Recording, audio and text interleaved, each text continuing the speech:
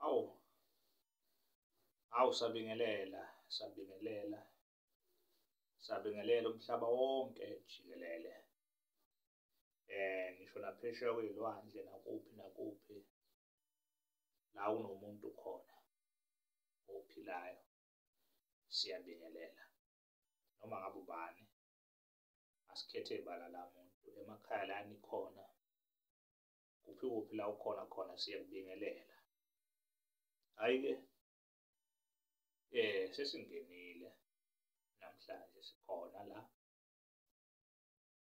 UDr Spikili lona njengamanje obingelelayo wakwaNdlovu, wakwaMhlaba uyalingana lapha azalwa khona. Ngilana nje ngithi namhlanje awuningi engiza nakho namhlanje njengoba ngilana. Namhlanje ngizokhuluma ngomuntu othi kudala ehamba inyanga, kudala ahamba acima usizo angalitholi. Ukuthi suke kwenze njani uma ngabe umuntu ethi sengihambile kade ngabe ngikhokha ngifuna usizo ongalitholi. Usho ukuthi namhlanje ngizokhuluma ngomuthi, ukuthi umuthi ukhona. Kodwa-ke kuyenzeka omunye umuntu ethi yena akawutholi umuthi namanje. Sengibabonile kakhulu-ke abantu abanjalo abakhala ngokuthi bona kade bahamba inyanga, hhayi njani, ngasizakali kade ngihamba nyathi sengihambe sengikhathele. Kwenziwa yini-ke umuntu angasizakali? Umuntu uma ngabe engasizakali kwenziwa ukuthi inkinga yakhe uma ngabe ngenkathi ukuhlola kungakafikwa enkingeni yakhe okuyiyona yona esuke imgulisa, noma okuyiyona yona esuke imbangela inhlupheko noma imbangela le nkinga asuke enayo, ngeke lowo muntu loyo aphile akasizakali. Nothi ngoba usizo lungekho emhlabeni, usizo lukhona. Namanje nami ngisho njalo ukuthi usizo lukhona emhlabeni, iy'nyanga futhi zikhona. Azifiki namhlanje iy'nyanga, kade iy'nyanga zikhona kusukela kudala. Uma silandela futhi njengami nje ekhaya kithi kwabozala mina bekade inyanga, nami bekade ngiyinyanga kanye naye. Washona ubaba nami ngasala ngikhona. Bengibona nasekhaya abantu basala ubaba ukuthi bebefika abantu abanye befike ethi kade ngihamba sengibuya kuphi kusukela kudala-ke emakhehleni. Beyiyenzeke leyo nto ukuthi umuntu ehambe ethi sekuphele isibaya. Obaba bethu bathi hhayi, emakhaya bathi hhayi sekuphele isibaya, sekwaphela iy'nkomo. Ngizama ukuzelaphisa ngaze ngasizakala ekugcineni. Ngiqonde ukusho ukuthi-ke leyo nto kusukela kudala beyivele iyenzeka leyo nto leyo, kodwa uma ngabe inkinga yakho okuyiyona yona isuke imbangela inhlupheko yakho ingakatholakali. Zikhona-ke izinto ezenziwa ngabathakathi. Uthole ukuthi mhlambe bakuphambanisele, mhlambe bathatha impahla yakho ethile bayoyisebenzisa, bakuvala ndlela thile ukuthi wena kufanele uhlupheke. Ngalowo mzuzu loyo ngapha wona uyaqhuma, wenza yonke into, uyaphalaza, uyancinda, ini, kuyefana kona kungenzeki lokho. Kuyenzeka kwesinye isikhathi uthole ukuthi uphethwe imimoya. Kukhona imimoya yakho into eyikhalelayo ukuthi kumele uyilungise. Uyahamba-ke wena uye enyangeni, uma ufika enyangeni, ifika inyanga engaboni ukuthi wena uphethwe imimoya. Kunento kumele uyilungisa, mhlambe kunesikweletu senkomo nje esasikade kumele sikhokhe ubaba wakho noma umkhulu wakho. Kukhona la akweleta khona, manje usefuna lo muntu ukuthi akhokhele leli cala, usebambe wena usekulethela amabhadi manje. Kwenzakalani-ke lapho? Izinto zakho zizobopheka, and iy'nyanga zingakhoni ukuvala lo mkhulu ngoba lo mkhulu igazi lakho. Into elethwa isidalwa sakho kuwena noma inhlupheko eza kuwena elethwe isidalwa sakho awukhoni ukuyixazulula ungakadlula kuleso sidalwa esisuke sikhalela leyo nto leyo. Yilapho-ke khona ongahamba iy'nyanga uyiqede uma ungabe ungakafiki nje kulena ezobe ifika ibone ukuthi cha inkinga yakho njengoba nje idalwa u-1 no-2 iyokuphela-ke imali. Ngisho ngabe kuthiwa una 10 million, ngisho ngabe kuthiwa unamalini, imali lapho izohamba yonke. Uhlale phansi uthi no, ake ngiphumule sengikhathele izinyanga, uphinde ubone ukuthi hayibo ziyanginetha phela ngisukume ngapha. Abanye bayiyeka iy'nyanga bagcine sebethi hayi no, bona sebesindisiwe kunjani, hhayi ngoba iy'nyanga lezi zidlala ngabo. Ngithi-ke mina ayikho-ke into enjalo.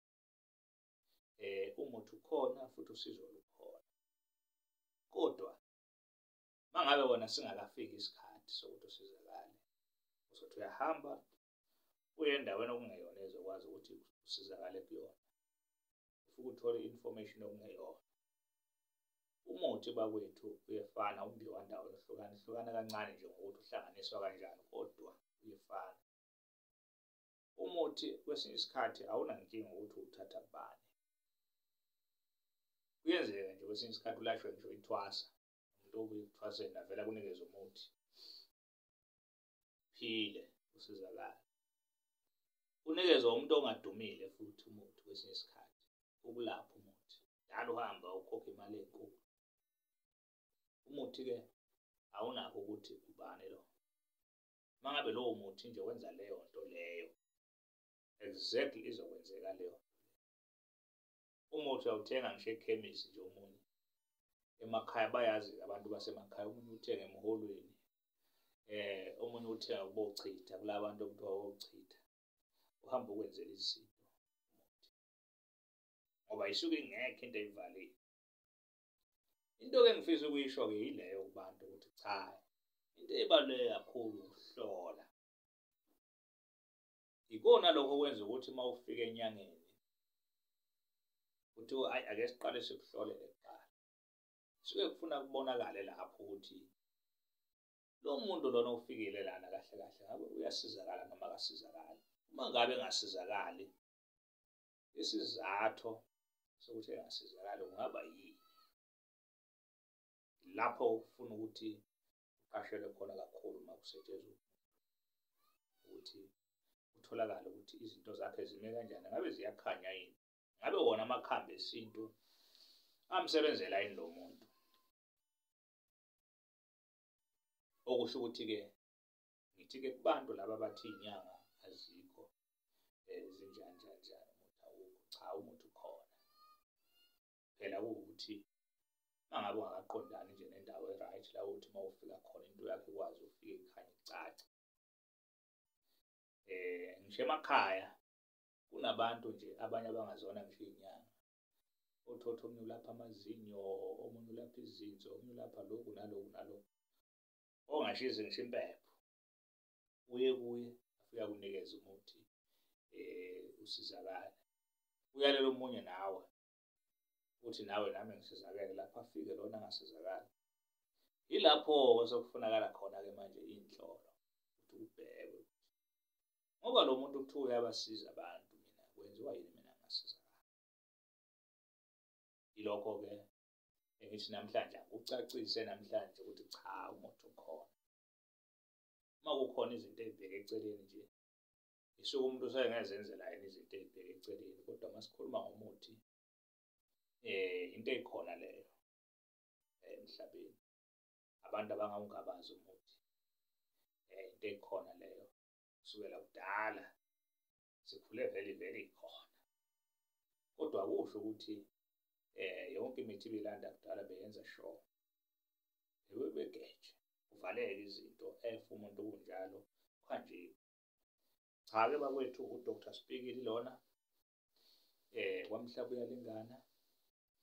Angizokuthatha sibe side kakhulu isikhathi ngila ngisesigodlweni la engenza khona izinto zenzeke. Ngeke ngize ngikushiye ukuthi laphaya eThekwini ngine-pharmacy ekhona lapho engiyenzele abantu, bangincenge abantu ukuthi bayacela ukuthi bayabona ukuthi kamhla kuyalingana kude kakhulu indlela ukuthi bazofika kamhla kuyalingana, kuyenzeka bangabi nawo petrol, bangabi nayo imali yokugibela. Kodwa uthola udinga into encane nje umuntu, mhlawumbe ufuna umuthi wokuphalaza nje, mhlawumbe ufuna imbiza yokuchatha, mhlawumbe ufuna intelezi yokuchela, mhlawumbe ufuna ini, bayacela ukuthi ngibenzele i-pharmacy. Kuyenzeka nami phela njengomuntu ohlezi ebhizi-ke, mina ngihlale ngibhizi, ngingatholakali kwesinye isikhathi. Uthola ukuthi noma ngabuza kamhla kuyalingana, uthola ukuthi ngisahambile kuphi ngiyosebenza kwezinye indawo lapho engiya khona. Kodwa kuyaphuthuma, umuntu ujaye ukuyosebenza, ujaye ukwenza izinto zakhe ayidingayo. Okuwukuthi-ke sekufanele aphuthume lapha e-pharmacy, afike athole usizo. Lapha e-pharmacy awutholi mina vele, uthola abasebenzi bami abakhona laphaya, ubatshele ukuthi mina ngifuna lokhu, usho lokho okudingayo. Kukhona yonke into ongayicabanga laphayana ngoba le pharmacy isungulwe umuntu oyinyanga.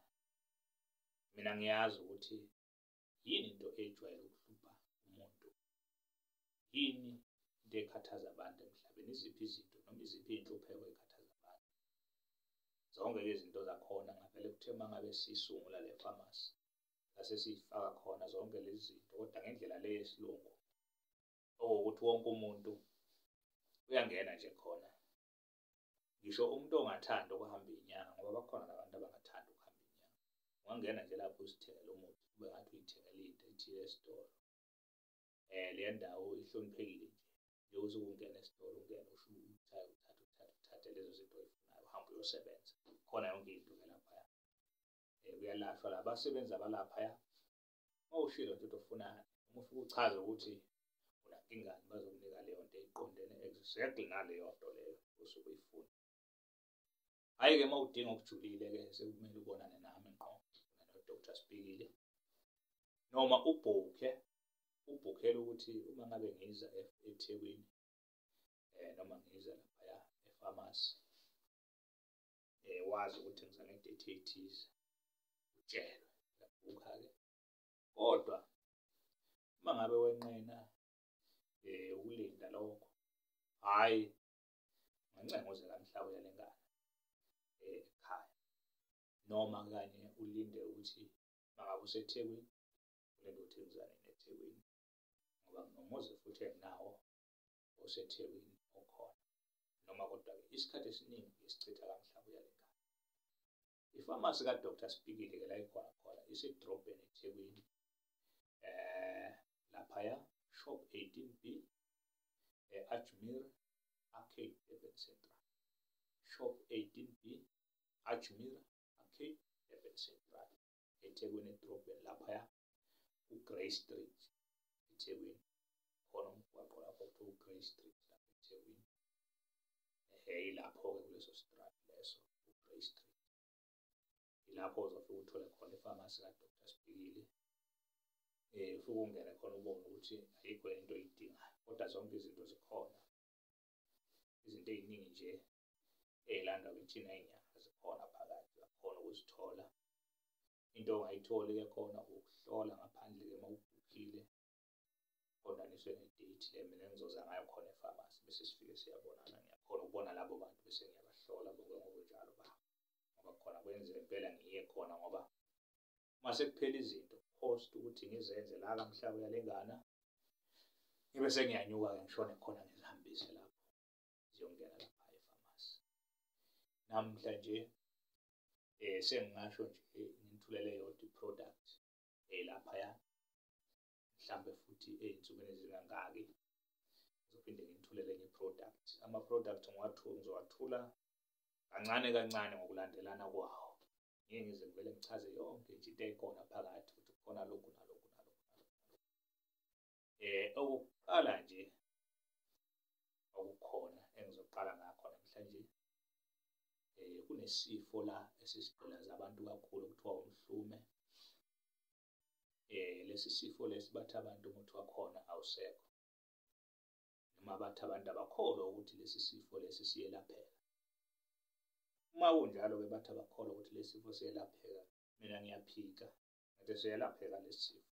Kunembiza nje laphaya efamasi kaDr Sibhikili. Imbiza yakhona-ke uma ufika laphaya uzoyithola inje lapha kwaDr Sibhikili efamasi. Uthola iso ngekhontena nje emhlophe i-1 litre. Uzofika uyithole khona laphaya phakathi.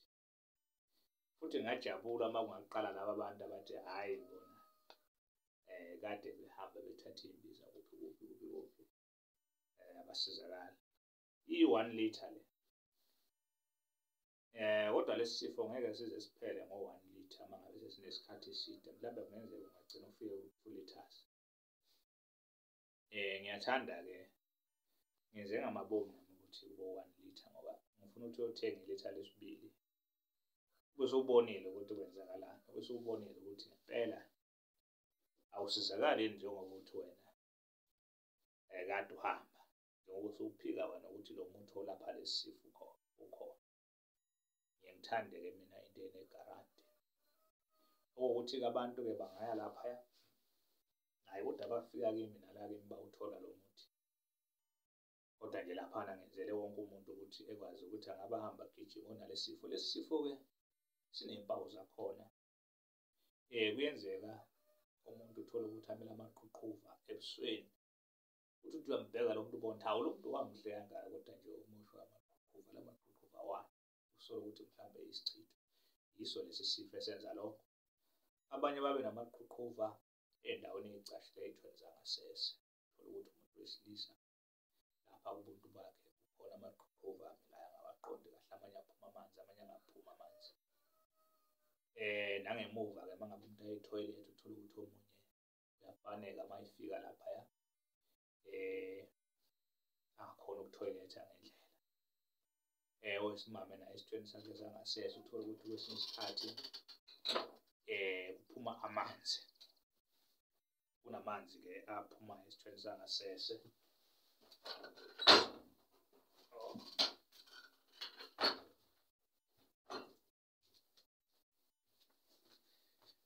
Kunamanzi aphumayo esithweni sakhe sangasese ney'nsumba.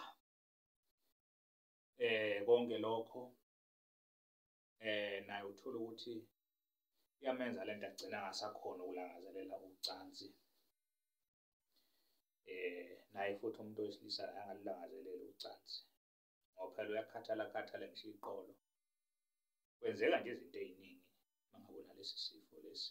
Umzimba uyaluma, isikhumba sakho nje asibi sihle kahle. Kuningi nje okwenzakalayo. Kuyaphazamisa-ke babe nama-discharge besimame. Kwenzeke lokho nalokhuya. Zonke lezi zinto zidala umhlume-ke. Lesi sifo-ke siyathathelana ngokocansi. Nangokobulwane futhi okwemimoya emibi. Ngoba uma unomhlume nje kujwayelekile nokuthi uthi uyalala ebusuku uphuphe isilwane. Uphuphe ulala nomuntu wesilisa. Uma ngabe ungowesilisa uphuphe ulala nomuntu wesifazane. Ziningi izinto ezenzakalayo nje ngendaba zomhlume. Yilokho nje akuningi kakhulu-ke. Ngisho ukuthi-ke lapha zikhona izinto ey'philisa abantu kuleya famasi. Yonke inhlobo yezinto zikhona nje ey'philisa noma ngabe ngayiphi indlela zikhona laphaya. Iy'namba zami-ke zocingo zikaDr Sibhikili zithi 071 106 960 3 071 106 960 3. Leyo namba leyo no-WhatsApp le namba kaDr Sibhikili. Enye inamba kaDr Sibhikili 072 65 888 91. Iphinde futhi 072 65 888 91. Inamba leyo kaDr Sibhikili atholakala kuyona. Atholakala kulezo zinamba lezo. Akuningi kakhulu bakwethu engiyokusho namhlanje. Ungavele ungibambe nje evidweni elandelayo ngoba iseyiningi kakhulu-ke iy'ndaba engiza nazo. Kanti-ke nama-product alaphaya kuleya famasi kaDr Sibhikili maningi kakhulu ama-product ngendlela emangalisayo. Kusho ukuthi nje ngafuna ukuthi impela uhlezi ungigadile ungavele usubscribe nje wenzele ukuthi uma ngabe ngiqala nje ngiza ney'ndaba usheshe wena uzithole zinjalo lezi ndaba uy'thole zisashisa lezi ndaba lezi.